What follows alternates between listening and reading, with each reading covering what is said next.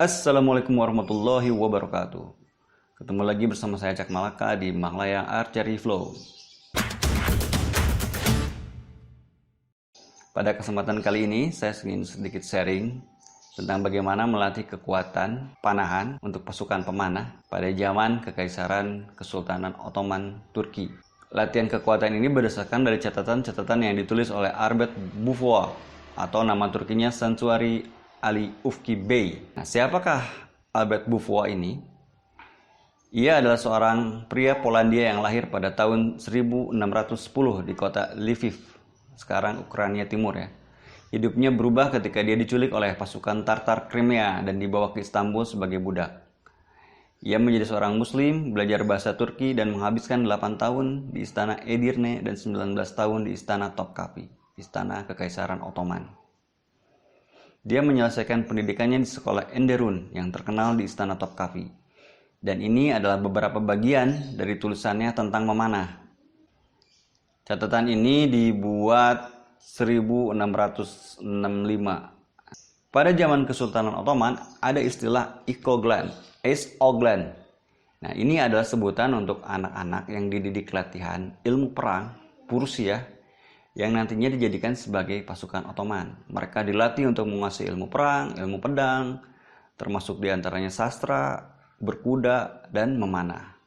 Nah, dalam memanah ini ada beberapa tahapannya. Menurut Albert Buffon, tahapan pertama dalam latihan dasar untuk melatih kekuatan memanah mereka adalah menggunakan alat bantu berupa tali yang diikatkan dengan katrol, dipasang ke dinding, dan menggunakan pemberat tas yang berisi dengan batu.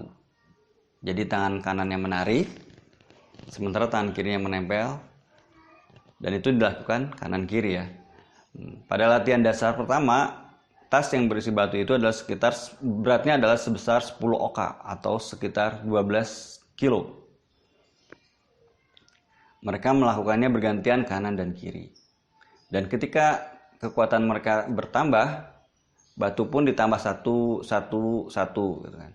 Jadi semakin mereka bertambah kuat, mereka ditambahin satu. Nah, ini yang luar biasanya gitu.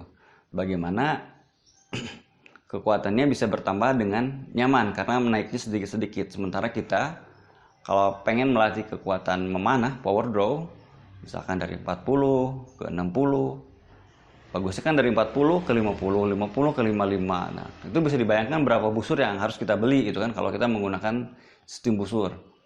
Ya, kadang kita meloncat gitu dari 40 ke 60 ke 80. Nah, itu kan sebenarnya rawan cedera. Maka alangkah lebih bagusnya kalau kita menggunakan ke gym gitu, itu mungkin lebih bagus. Dimana di gym ada alat yang bisa kita tarik, yang bisa naik 5 kilo sebagai alat bantu kita. Kembali ke Kesultanan Ottoman, si anak didik ini dinyatakan lulus dari latihan dasar ketika mereka sanggup menarik seberat 40 oka kanan ataupun kiri. 40 oka itu ada sekitar 51 kilo atau sama dengan 113 lbs. Nah, pada tahap kedua mereka menggunakan busur yang stringnya dari besi. Nah, ini untuk tidak ditarik tapi lebih ke diputar-putar. Nah, mungkin ini seperti latihan Zurkhaneh ya. Jadi lebih ke untuk melatih core muscle dan keseimbangan ototnya, balancing ototnya.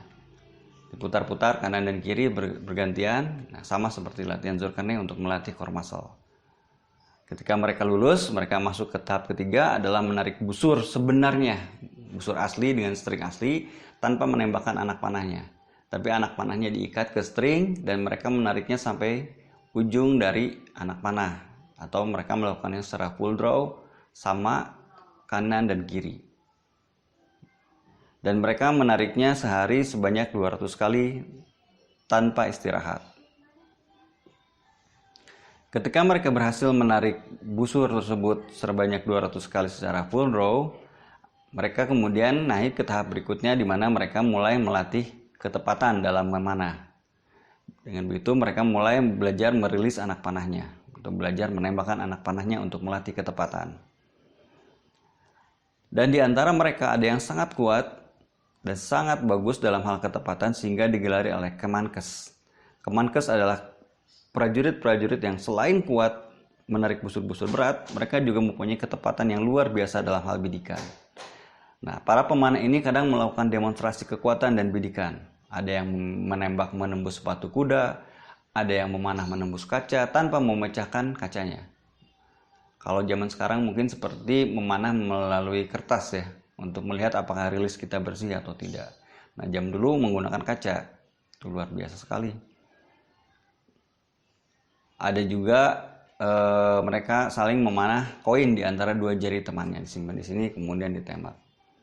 Menggunakan busur-busur berat, ada yang sampai bisa menembakkan anak panah yang dimana anak panahnya bisa menembus plat tembaga setebal 3 jari.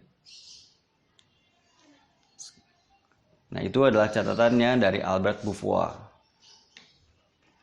Yang perlu kita perhatikan di sini adalah bagaimana di zaman itu ya, mereka membangun dulu kekuatan tarikan atau forward draw sebelum melatih ketepatan bidikan. Dan baru mereka mulai belajar memanah itu di busur-busur yang 80 lbs sampai 100 lbs. Ya mungkin karena kebutuhan perang, sehingga mereka melakukan pendidikannya seperti itu. Perlu kita contoh juga adalah bagaimana mereka tetap menariknya kanan dan kiri ya, untuk kekuatan balance ototnya, untuk supaya ototnya tetap berkembang dengan seimbang. Oke, mungkin sekian cerita dari saya, sekedar pengisi waktu untuk menunggu buka puasa. Semoga bisa menjadi sedikit inspirasi bagi kita dalam latihan memanah. Terima kasih sudah menonton. Assalamualaikum warahmatullahi wabarakatuh.